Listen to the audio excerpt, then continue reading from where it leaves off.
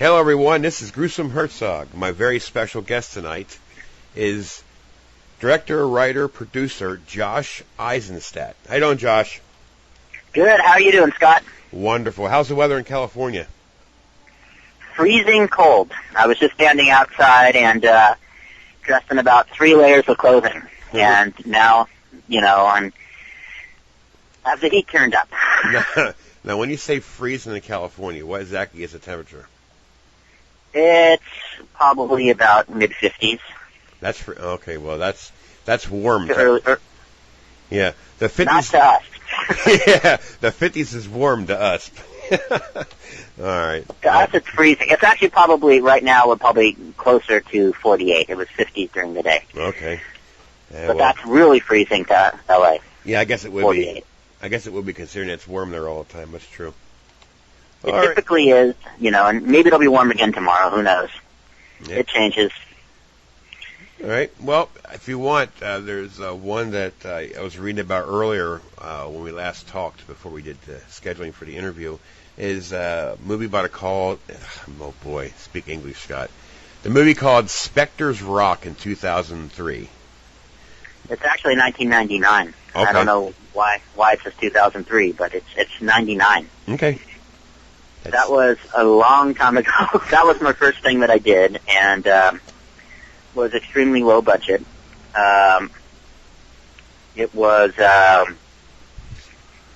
had a couple interesting people in it. I did the editing and with Michael J. Anderson, who's known as the Dwarf in Twin Peaks, and he has a cameo in it. And okay. There's some interesting parts in there, but it was it was right around the time when digital video just kind of came into existence. And I used a camera then, I think that was an early camera, and did it for not a whole lot of money, but had a big cast and a lot of crew. And I always say I did it because, not a lot of crew, a lot of locations, I'm sorry. I always say I did it because I didn't know better. I didn't know that you can't do that. Right. At the time. Yeah, you always learn, though, see? Somehow it still happened and still got done. And, we went the festival route on that, and that's what that is. I don't, there's a lot about it that I like. Right. Maybe I would redo it someday. Yeah. Update it. Yeah, it's a lot of people that I talk to, especially directors. They always say the same thing. Their first movie, what they know now, they would love to redo it. Yes, exactly. I could have known then what I know now. Yeah. Wow. Well, that's by the same way as podcasting. When you do your first interview, it sounds good. It turned out good, but now 4 months later, that's how long I've been doing this. Not very long, but it's getting pretty popular. But you can see how you better things. It's like, man, I get embarrassed to hear it. Not the person I'm talking to, but how I performed it. But hey, we all learn somehow. All right. Well, the next movie that has a very catchy title, actually. It's Red Lightning. Now, is that in 2005, or is that date wrong? Is that the year wrong, too? 2003. Okay. That was 2003. And that started off with a couple friends of mine, and we were sitting around and talking about I finished Specter's Rock and done that, and we were talking about doing kind of demo reels. Okay. So we wrote up a few things, and I shot them and then realized, well, if I'm doing this, why not put it together and make it a feature? So ended up coming up with a concept, and basically that's what it became. Okay. Is that available or on DVD? Yes, I guess it is. I guess it is, right? This is rented on Blockbuster. Yeah, I believe it is. Okay. Sounds interesting.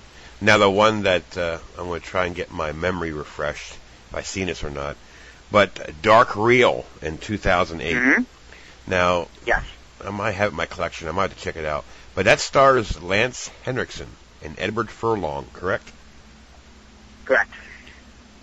Now that's an interesting two actors to be in one of your movies. Was it pretty? As far as for Lance Henriksen, it's obviously he's an icon now. Also, Tiffany Shepis. That's a nice little cast you have there.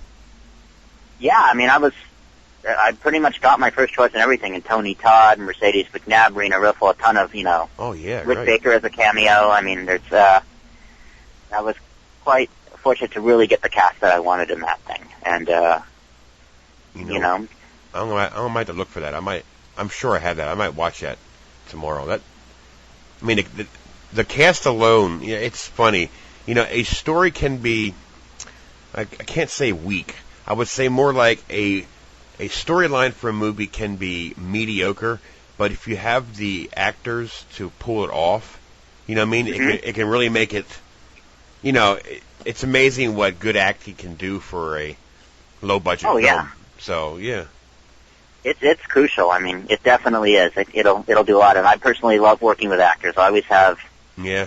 I always have a very good relationship with actors that I work with. I usually, end up doing that. So that usually works out nice. And it was no exception with the actors in Dark Real, for sure. Right, and you're also an actor yourself, so that kind of blends in. It kind of makes it easier. Not really.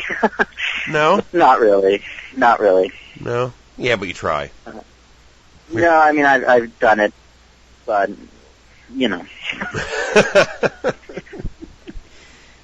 as successfully as I've tried when it's, I've had, You're funny. You're honest, that's all I gotta say. All right, well, the one that we have to speak very, very little about is Spreading Darkness in 2011. I know, Eric Roberts and... as far as I know, James Duvall still and John Savage, those three are still involved in it, right? Mm-hmm. Yeah, they're in it. And of course, Tara Cardinal. Now, I talked to Tara. You can't say too much, obviously, but now you're I gotta be careful how to say this. I don't want to, push any buttons that we can't talk about. But what was your feeling in this movie? I mean, how did it come about, basically? Not to give anything they ain't supposed to talk about. You know what I mean? It's an idea that I've been kicking around a while, and it all came together pretty quickly. And I'll just say that it's something that I'm very excited about. Good. I think the cast is incredible. The whole thing. I'm thrilled with this project, and I think it's going to be great. Now. And, is the filming done now, basically, I guess, or are you going to start filming? We've already started. Okay. I had to make sure I got my story straight here. All right, yeah. I don't want to ask any more about that. Is there any more new projects? I mean, is there anything else that you have going on that I didn't mention? Well, there's a couple projects that I was a producer on. Go for it. I didn't direct them, but I was a producer on it, actually. A good friend of mine who's actually in both the new film and Dark Real, Rena Riffle, did a film called Showgirl that she wrote and directed, and I was a producer on it. And I think that came out great. She's in the middle of post right now. And what else? And you're asking about the making of Gnome Killer 2. Yes, yeah. Go ahead. That's kind of an interesting one. That is the one thing I did. It's in Dark Real. There's Lance Henriksen's character has a B-movie company, and I had to come up with really kind of the cheesiest horror movie idea possible to kind of illustrate his company, so we could see clips of a film that his company makes. Okay. And I thought of the idea of Gnome Killer, which is a 6-foot-tall guy who puts on a beard and a red pointy hat and thinks he's a gnome and kills anybody that has garden gnomes on the front lawn because he thinks they kidnapped his friend. Oh, jeez.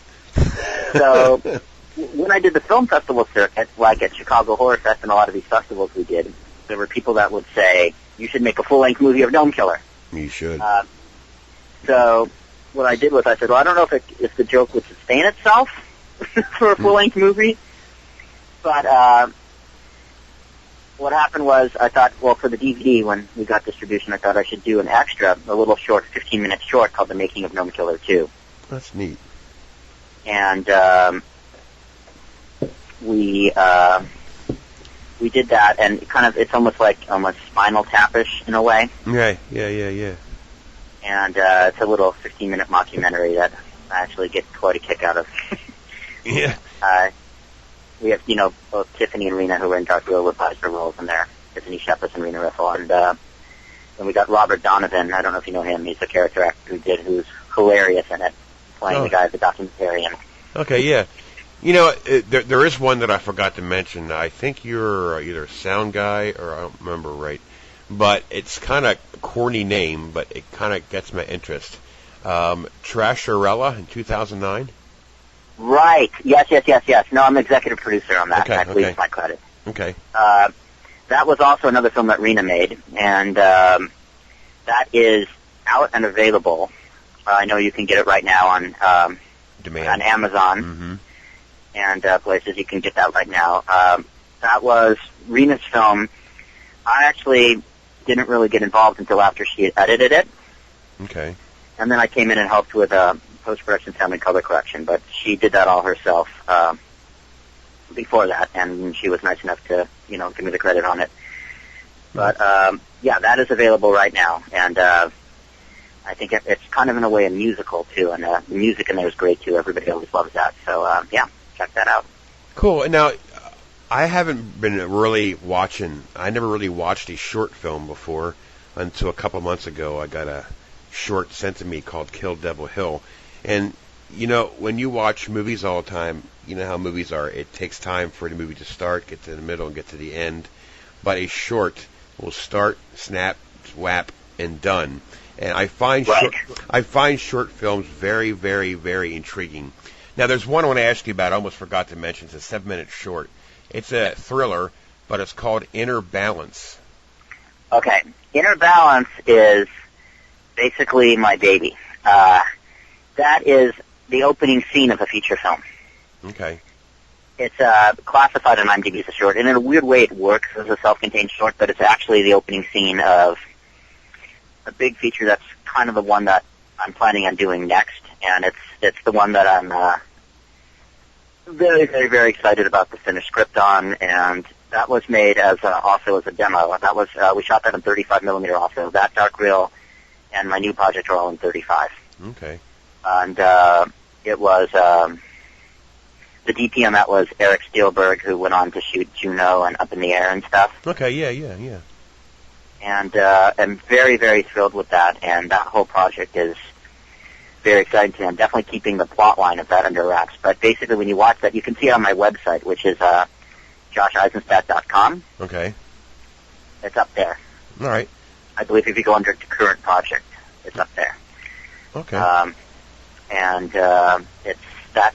You're pretty much watching the first 6 minutes or 7 minutes of a feature film. Okay. That's clever, really. But in a weird way, it kind of works as a short, but it's not what it is. All right. Well, there's another short. short. A lot of questions. A lot of question marks in that. And question marks that I promise will be answered in the future, which will happen.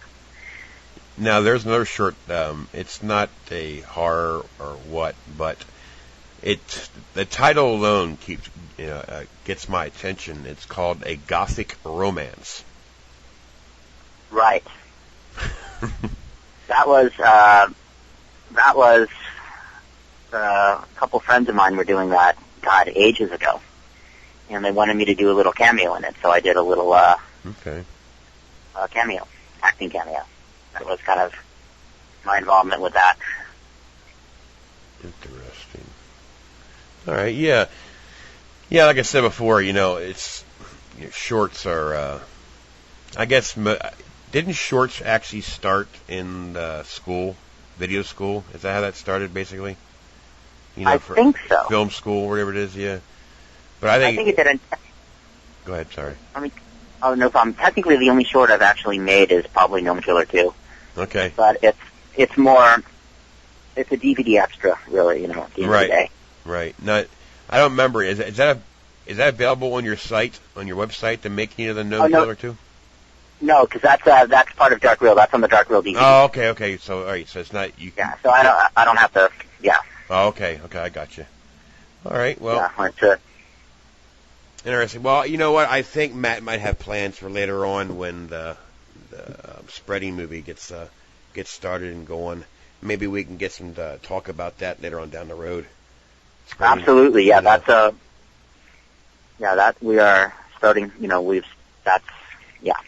Yeah, we can I won't say too much. right. We can get Tara and you and, whoever wants to get involved in it. That'd be interesting. Because I know that... Absolutely. We'll talk to several of the cast members. Yeah, from the way it sounds like it's going to be something very interesting. So I'm sure it's going to catch the public eye, I think. I'm very excited about it. I think it's going to be great, and I'm thrilled with it. And the cast is all really into it, and I think I'm excited about it. Good deal. Well, I will let you go. I really appreciate you coming on, taking time out Absolutely. for me. Thank you for having me. No problem. And what I'll do is I'll be getting this thing edited, and it'll be up and going. And you can do what you want, put it in your site, or however you want to do. And again, thank you very much. I'm kind of anxious to hear more about this movie later on down the road once we get some more info on it. Definitely. Well, we will definitely be in touch on that. All right. Thanks, Josh. Thanks so much, Scott. Hey, take care and it's been a pleasure. Stay warm in that 49-degree temperature, okay? And I'll try and keep cold here in this 31-degree temperature we have here. 31? Yeah. Unbelievable. I was born in L.A., so I take it for granted. Yep. All right. Take care, wow. Josh. Okay, thanks so much. Yep. Take care. Bye-bye. Goodbye.